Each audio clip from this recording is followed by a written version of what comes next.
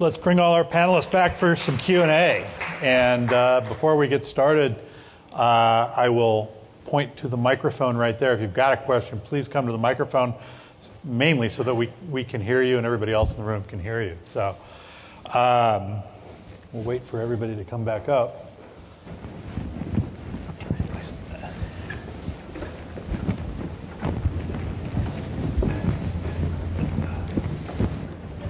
All right, we're all here. Martin, I want to start with you basically because I actually have two questions for you. Yeah. How the heck did you get started on this problem? Because it's a little, I mean, you know, we all know that there's a broadband access problem in this country. But then secondly, I kind of want to know how you feel that this problem in particular stacks up against some of the wider social tech policy issues we've been having the last few years. So attack those in any I'll do very quickly. I think the short answer to the first one was annoyance, which is like first it was just kind of one of these intellectual exercises where you kind of go and talk with people like we're connected to the next billion. You're like, that sounds amazing. You know, but the more I looked at this and then the more it became very real, like I grew up in the Four Corners region in Flagstaff, not close to me, and I started like, you know, I like to have concrete instances, and so I was looking at the problem globally. I started looking at local instances just to have something concrete and people to talk to. And then it just became fundamentally unfair. Like it's literally, we have the technology, we have the need, like kids aren't able to do homework and we're pushing them to do this. And I really feel like the telcos have this stranglehold on these regions and there has to be another model. And it's not because they're doing anything wrong, I just think this is the way that played out. So like I just got like more and more annoyed, and I think because of that, I'm like, okay, like there has to be something that we can do here, and I'm very, very interested in doing that. As far as it stacks up, like I just think we're so used to the problem of access and the digital divide being a compute problem, like here I'll give you a laptop, or here I'll give you a mobile phone. Now it's a fundamental networking problem, and like that's not something you can issue by giving somebody something. Like this is like networking has always been more difficult because, you know, like the complexity scales you know, super linearly with a number of things that you're connecting, and it's a very, very complicated problem. And so, you know, I actually think it's a problem to solve, and I think like, you know, net neutrality important. I think one laptop per child important. I think this to me is the top of the list. So I'm going to stick on this for just one more minute because I wrote about it for Business Week. I think maybe 2008. And it was an election year, and I went to some rural community in Tennessee. And it struck me, you know, there were these arbitrary lines that, you know, you could get a cable modem or you couldn't in this community in Tennessee.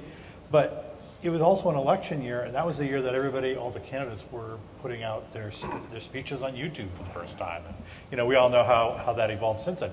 And while I was writing the story, I realized there are people who are fundamentally locked out of the democratic process because they don't have access. Yeah, I mean, I think that like this is kind of modern segregation. I know that's like a strong word to bandy around, but like I really believe it. It's like people can't engage in the democratic process.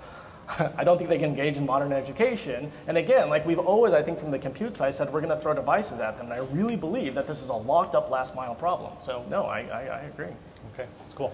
We have a question at the mic. Sure. Hi. A loaded question for Armon and Manish. About security and identity.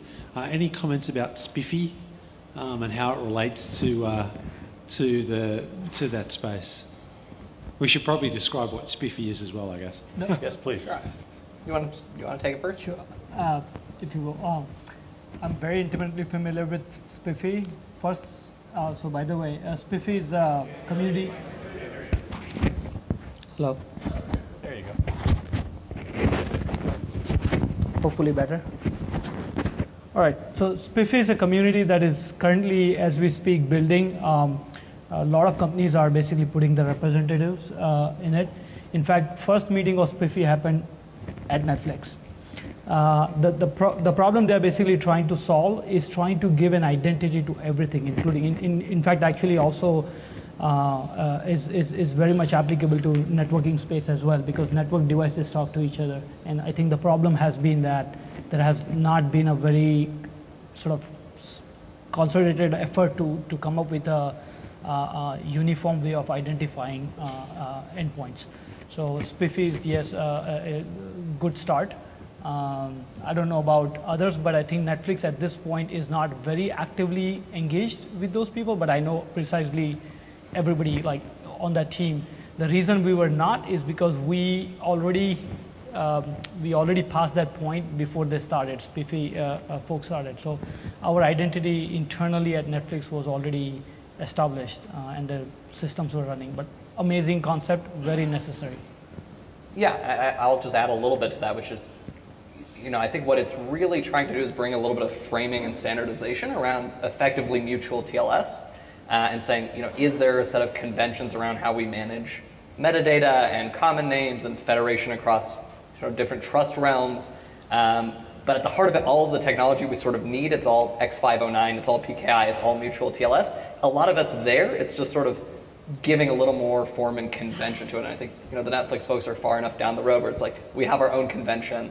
So I think it might be useful for a lot of us to not have to reinvent the wheel in terms of what that looks like, but I think the building blocks at the core are sort of all there already. Okay. Any more questions? Please come to the mic. We've got these guys up here. Armin, I had a question for you that I wrote down during your presentation. How does infrastructure as code and policy as code affect networking?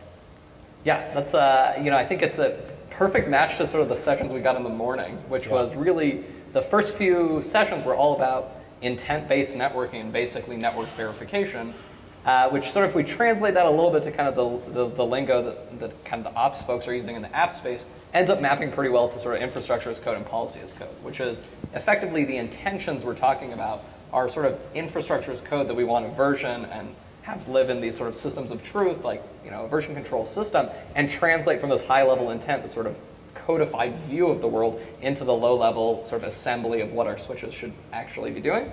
And then the sort of policy side is almost a good mapping to the verification, which is what we'd like to assert is, system X can access system Y, system A cannot access system B, and then how do we formally verify that? The sort of verification of that falls under the policy, which is really what we're verifying is, this is my policy, A can talk to B, B can't talk to C, and the tools and compilers, the sort of verification technology enables us to achieve that policy-driven sort of end game. So I think there's this strong alignment between kind of where the infrastructure folks are trying to get to and the ops folks in terms of how do we codify everything and how do we have sort of some assertions around what can and can't happen and translating that into networking as well. Okay. So we have a question from the audience? Yes, it's about the identity and the names. When you first put it on the screen and you were showing the regions and cloud providers and then so on and so forth, right? And you were building the identity and the name. It kind of struck me for the first time. It looked like a packet, right? It has a kind of an L2 layer, an L3 layer, some data, and over the years what we've done is we've been able to articulate policies. And if you look at deep packet engines, for instance, on each one of these little segments, right? But none of our, how can I put this? None of our current policy model, or at least in the boxes that do deliver this today, do it on these types of labels, right? I mean, we're just starting to ingest label and start doing stuff commercially with them. But you've actually stacked them as a packet is. I was just curious how, if you had to write an engine, well, I'm sure you did write an engine, but how you bridge the gap between the naming convention you actually created and the way you consumed it to actually create a policy that was enforced, because you never went there in the presentation. And completely agree, and also very important question, because what we talked about was identity. Now you have two systems talking to each other and being able to identify each other, but that's not the end goal.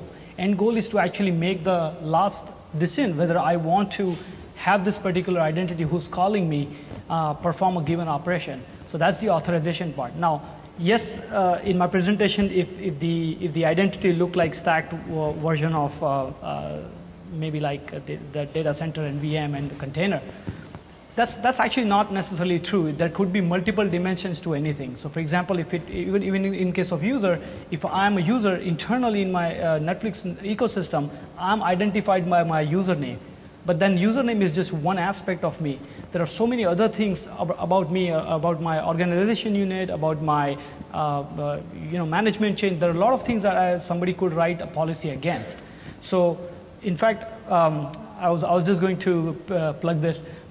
Just like SPIFFE, me and a couple of other people are trying to come up with authorization standardization as well. And in fact, we have an open source meetup at end of September. But I think to go back to your question, how do you write those rules against and write policies against? I think that is where also something like writing a language will help, writing through this some sort of language that you can have compiler for. And if you're interested, hit me up offline and I'll actually tell you what I'm doing. I'm actually, in fact, currently working as we speak, working on that kind of language. Great. Another question? Hi. Hi, I have a question for Martine. At risk of, there's such a wide spectrum of topics here, so back to cell towers. What are the numbers? I mean, what are the numbers? How do you think about number of cell towers, cost per cell tower, reliability? I guess if I'm studying for the SAT, I want this thing to work.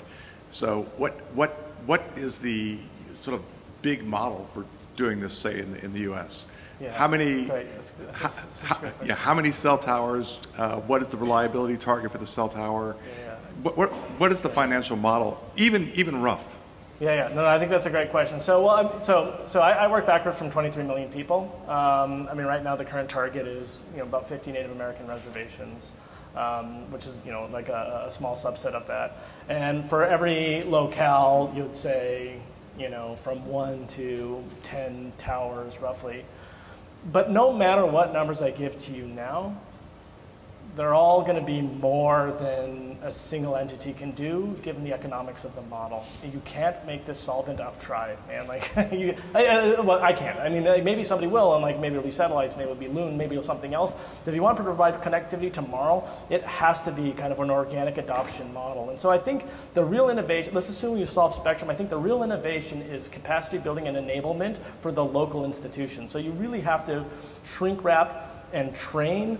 That's where you need to focus, rather than try and be a central entity that is able to operate these things. But I mean, so my big conclusion on all of this is I don't think there's any solvency issue.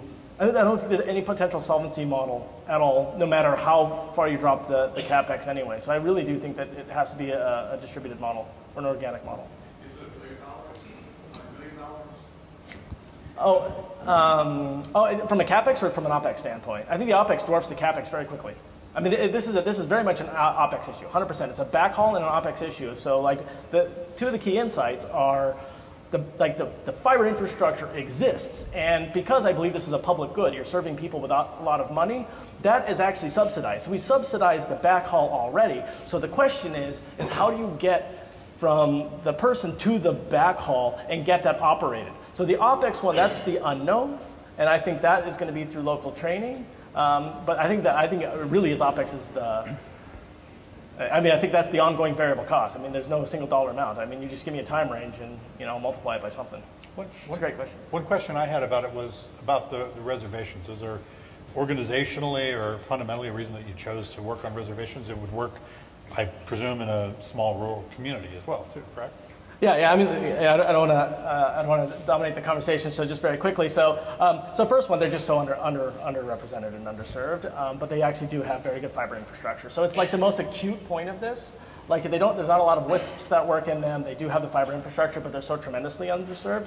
But the one thing interesting in working about them, in every tribal entity we've worked with, they have to come to decisions like to group consensus. So literally everybody in the community has to do it. So I mean, you really have to work with the tribes directly. Yeah. Interesting. Another question from the floor. Yeah, so Peyton, I really enjoyed your presentation. And, I think everybody did. I wanted to... because I've given a very similar presentation to large audience as well, which pretty much highlighted similar issues. And I think, Truman, you hit on a lot of the same issues that Peyton did about, the next generation of network is patently obvious. Why aren't we all doing it? So my question probably to both of you is, why is it that the rest of enterprise IT has still got a stick stuck up its butt and not actually done anything about moving down these pathways? Mind if I go on that one? Go. It's an institutional problem. That saying, no one's been fired for buying Cisco.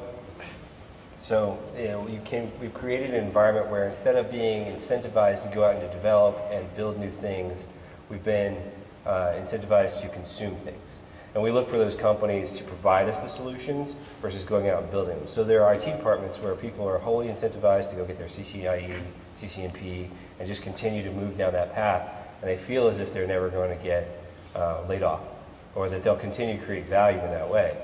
But the problem becomes, as more companies, I mean, we look at Google, we look at Facebook, we look at all these companies that have built open source networking environments. We see people like SnapRoute building that as well. As those companies start to gain velocity, the companies that are relying on these logo-based or emblem-based companies to provide them with their solutions, they're going to start to fall behind.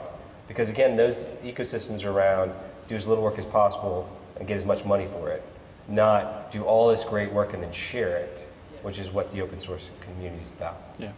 Yeah, I mean, I think one thing also to add to it is the total upfront cost and the fact that, you know, you look at the complexity, particularly the disaggregated Tor market today.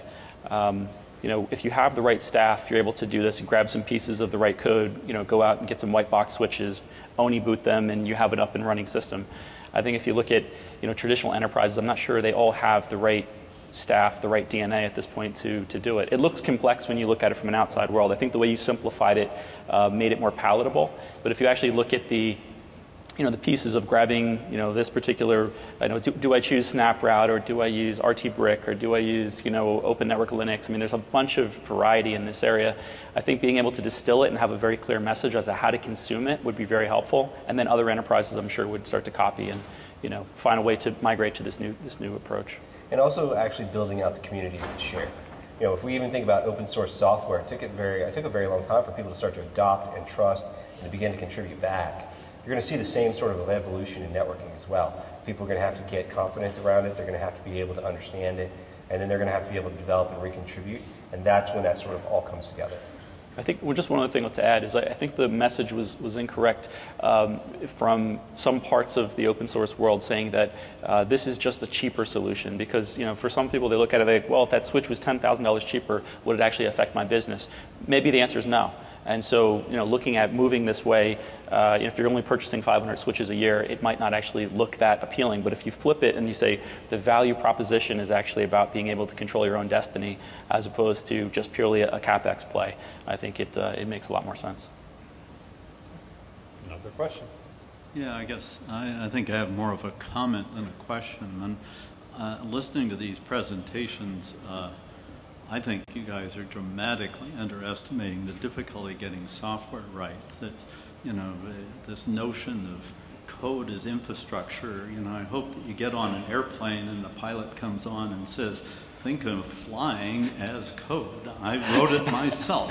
And, you know, so, you know, what we rely on is the pilot doesn't. What he does is he dials in his intent. I'm going to San Jose, and you rely on this being very well-tested code that's been through an extensive testing, and the pilot is not programming it other than this very high level of what the intent is. And, you know, the same thing with open source. Some of it works, like, you know, you have Linux is all over the place, it's widely tested, but I think there's a whole host of horror stories about open source. While eventually it'll get there, but there's no number to call. And, you know, I've had people tell me, well, okay, you know, open source is going to be so much more secure because there's so many eyeballs to look at it. But remember about Heartbleed?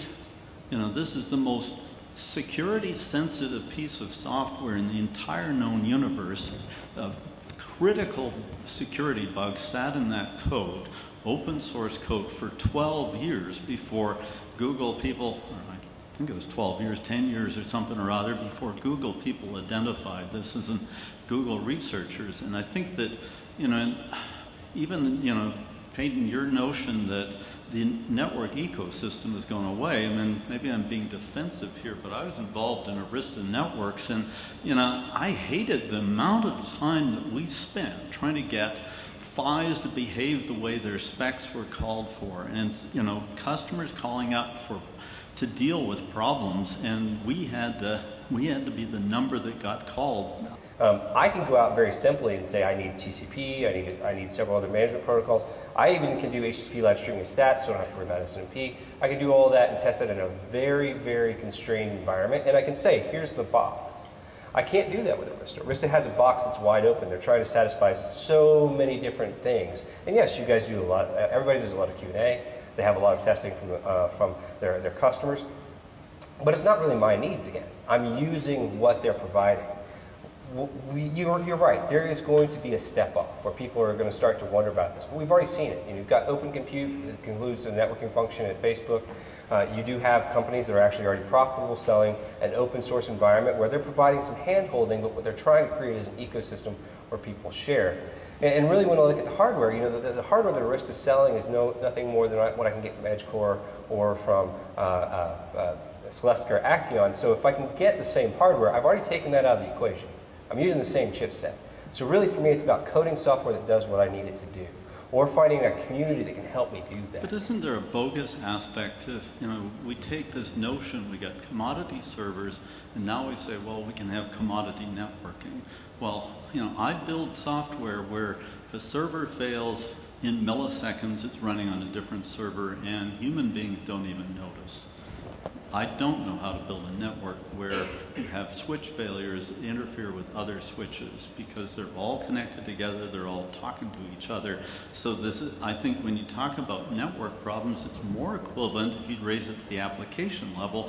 You have one portion of the application gets a little nutty talking to the rest of it, and that whole application has to continue to work even though one portion has gone insane. And I think it's a completely different story. I believe my analogy of muscle versus nervous system still applies. And we all know that when the network goes down, the world ends, right? Well, when a server goes down, nobody notices. The question is how much of the network goes down.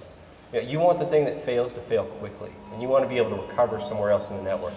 Now, if we're talking about a single switch, I also want to limit the amount of communication that's happening between those switches. I want to have very robust routing capability, but I don't want to be sending SNMP or some sort of network-derived SD-WAN system running through my network. I want that to be coupled on the endpoints. And when those fail in the compute, I want other compute to be able to pick up that load fairly quickly. It's different ways to solve the problem, but I completely understand your perspective. I've had it for a very long time. I mean, when we built data centers for Time Warner Cable, we didn't have IP-capable data centers at that point. It's all spanning tree. You're building out IP systems that are running across multiple VLANs. You're dealing with broadcast storms, all those things. And you're sitting there saying, it can never get better. This is the best technology we have. Well, now we have completely different ways of doing data centers that allow us to be completely IP down to the compute. I think it is a mindset change, and you'll have some early adopters, you'll have some followers. But in general, I think you'll be able to see the open source environment prove itself out much more quickly and allow people to be much more agile than they are in the current vendor ecosystem. Well, you guys, we have a bunch of questions, and we're actually out of time. So if you guys want to maybe promise to address the further questions if you stay for drinks after, yeah, I think that'd be great. Is that cool with you guys? Sure. Is that cool? Because we are completely over. We've actually gone over time quite a bit already, so we're good. So let's. No, you mentioned Heartbleed, and we should definitely chat offline. I'm very close to that problem. I was there when it happened in this whole weak ecosystem. So we can talk about that. All it's right. a very interesting problem. It's great. Let's give our panelists a hand. Thanks a lot. Thanks